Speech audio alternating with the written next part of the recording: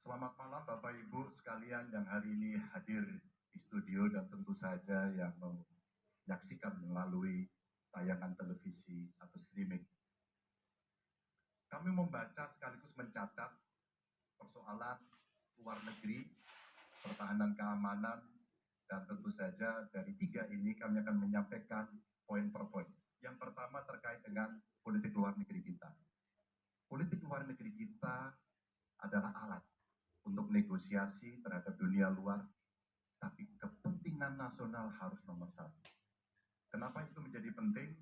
Karena kita mesti betul-betul bisa melakukan redefinisi terhadap politik luar negeri yang bebas aktif, yang disesuaikan dengan kondisi kekinian. Ini penting karena apa? Karena kita perlu untuk memilah dan memprioritaskan yang menjadi kekuatan, keinginan dari bangsa dan negara ini. Rakyat butuh bekerja. Rakyat butuh lapangan kerja lebih banyak. Investasi harus lebih banyak. Maka kita mesti memperkuat infrastruktur diplomasi kita, duta besar, para diplomat, dan tentu saja inilah yang mesti kita berikan penugasan-penugasan untuk membereskan persoalan-persoalan kepentingan ekonomi nasional dalam konteks kekinian. Dan tentu saja jangan lupa, Indonesia selalu setia kesepakatan yang benar.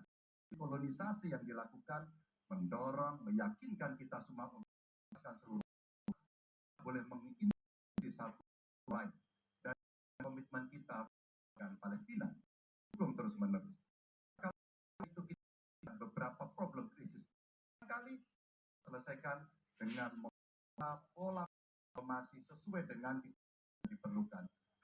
Kali kepentingan UMKM yang bawa ke dunia internasional seperti telah kami lakukan di Jawa Tengah, dan itu membuat masyarakat akan merasakan politik luar negeri jauh lebih baik. Pertahanan, sistem pertahanan rakyat semesta mesti kita dorong, kita lapisi dengan pertahanan yang betul-betul berlapis, dan kita jadikan benteng pertahanan Nusantara sebagai sebuah satu kesatuan. Dan kita perlu melakukan penataan gelar pasukan karena IKN menjadi pusat gravitasi baru. Dan ini bagian dari antisipasi terhadap tarung global antara Amerika Serikat dan Tiongkok. Untuk itulah pertahanan kita mesti masuk pada wilayah 5.0 dengan teknologi sakti, dengan rudal hipersonik, senjata cyber, sensor kuantum, dan sistem senjata otonom. Dan itu bisa dilakukan kalau anggaran dari Kemenhan itu 1-2% dari PDB, sehingga MEF kita akan bisa tercapai. Karena ini yang mengerikan, di 2024 saya khawatir ini tidak akan tercapai. Untuk keamanan, terorisme, narkoba, pinjaman online, judi online, kekerasan seksual, ini perlu mendapatkan perhatian termasuk TPPU. Maka reformasi kepolisian betul-betul harus mengantisipasi ini dengan penguatan cyber system kita, termasuk pengembangan SDM cyber yang kuat. Polisi yang menjadi pengabdi masyarakat betul-betul akan bisa mengayomi. Seperti kemudian pada saat saya bertemu dengan Ibu Mary Hugem, bagaimana Ibu Mary menceritakan bahwa polisi kita mengayomi dengan kesungguhan. Polisi kita hidup dengan sangat sederhana dan mereka punya integritas yang tinggi. Sebagai anak polisi, saya paham betul ini sesuatu yang sulit dan pasti akan bisa kita lakukan.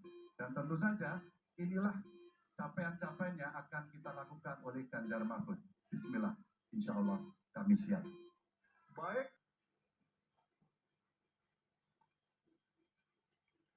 Assalamualaikum warahmatullahi wabarakatuh. Selamat malam dan salam sejahtera untuk semuanya. Bapak Ibu sekalian, saudara-saudara sebangsa tanah air yang saya hormati, yang saya cintai.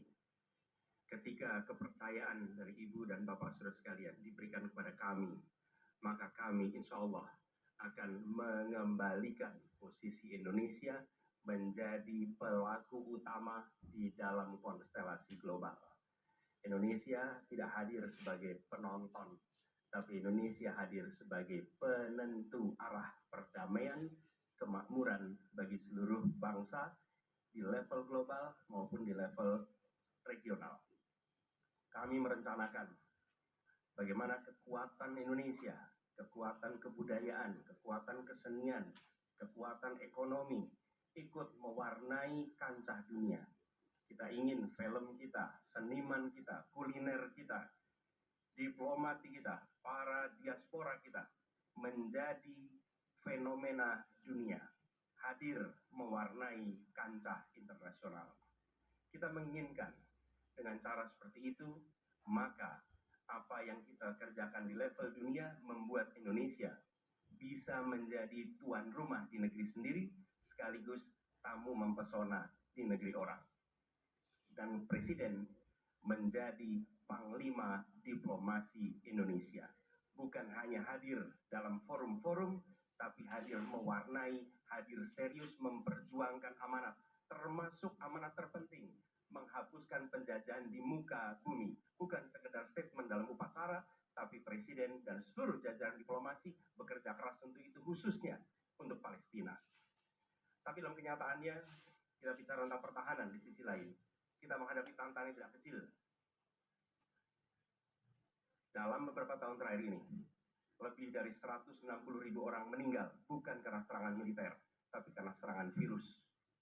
HP kita, komputer kita, diserang oleh cyber attack. Lebih dari 800 juta cyber attack. Perdagangan manusia, perdagangan anak. Bagaimana perempuan, anak-anak menjadi korban, lebih dari 3.000 orang. Dan narkoba menyerbu Indonesia. 4,8 juta orang terpapar narkoba. Keluarga-keluarga kita menderita karena narkoba ini. Dan itu pedih sekali.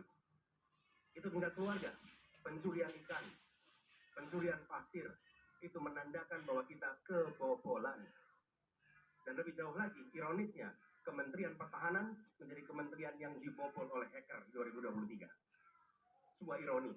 Karena itu kita ingin mengembalikan. Dan 700 triliun anggaran Kementerian Pertahanan tidak bisa mempertahankan itu, justru digunakan untuk membeli alat-alat alutsista yang bekas. Di saat tentara kita lebih dari separuh tidak memiliki rumah dinas, sementara menterinya punya, menurut Pak Jokowi, punya lebih dari 340 hektar tanah di Republik ini. Ini harus diubah. Tambah lagi, food estate singkong yang menguntungkan kroni, merusak lingkungan, dan tidak menghasilkan. Ini harus diubah.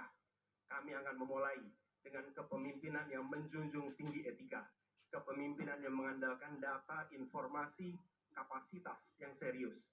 Kita ingin Republik ini berperan di level global, dijaga secara serius untuk rumah tangga, untuk nasional, sehingga kewibawaan kita adalah kewibawaan berdasarkan kekuatan. Untuk itu kita butuh perubahan. Terima kasih. Assalamualaikum warahmatullahi wabarakatuh. Assalamualaikum warahmatullahi wabarakatuh. Salam sejahtera kita sekalian. Shalom, Om Swastiastu, Namo Buddhaya, salam kebajikan. Bapak, Ibu, sekalian yang saya hormati. Malam ini kita membicara tema-tema yang sangat penting. Pertahanan, hubungan internasional, geopolitik, globalisasi, keamanan.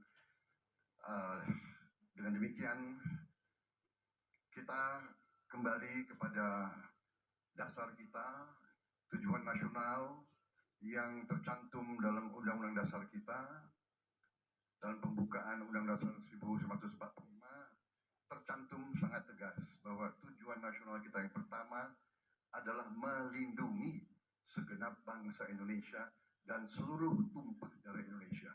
Jadi, fungsi dari negara yang pertama adalah melindungi, berarti pertahanan. Saudara-saudara, kita memahami negara kita sangat besar, sangat kaya, ratusan tahun negara-negara dari jauh datang ke Nusantara ini untuk intervensi, untuk mengganggu, untuk adu domba, dan untuk mencuri kekayaan kita. Sampai kita merdeka, kita pun harus berhadapan dengan kekayaan alam kita diambil dengan murah. Karena itu, untuk kita menjadi negara makmur, untuk kita menjadi negara sejahtera, untuk rakyat kita hidup layak, punya pekerjaan layak, kita harus menjaga kekayaan kita. Kita harus mencegah, dan habis itu kita harus mengelola kekayaan kita. Saudara-saudara sekalian, politik luar negeri kita secara tradisi sejak awal kita merdeka adalah bebas aktif adalah non-blok, tidak memihak, tidak ikut blok-blok, tidak ikut fakta. Ini akan saya teruskan. Dengan hubungan baik dengan semua kekuatan, kita bisa mengamankan kepentingan nasional kita. Saudara-saudara sekalian, 1000 kawan terlalu sedikit, 1 lawan terlalu banyak. Kita akan menjalankan politik tetangga baik. Saudara-saudara sekalian, kita bertekad harus punya pertahanan yang kuat. Mungkin ada yang asal bicara tanpa data, ya kan? Mungkin didorong oleh ambisi yang menggebu-gebu sehingga tidak objektif. Saudara-saudara sekalian, saya sebagai Menteri Pertahanan berpegang kepada doktrin, kepada strategi nasional, dan semuanya adalah atas dasar kepentingan bangsa dan rakyat Indonesia, dan saya mampu mempertanggungjawabkan, dan saya berkeyakinan hanya dengan pertahanan yang kuat kita akan dihormati, kita akan menjaga kepentingan nasional kita. Kalau kita buka buku ilmu paling dasar, kekuatan nasional harus ada kekuatan militer. Tanpa kekuatan militer, sejarah peradaban manusia mengajarkan bahwa bangsa itu akan dilindas seperti di Gaza sekarang ini. Akan diambil kekayaannya, akan diusir dari tanah airnya. Tidak bisa tidak, kita harus kuat. Kita harus kuat. Terima kasih. Wassalamualaikum warahmatullahi wabarakatuh. Waalaikumsalam warahmatullahi wabarakatuh. Kami silakan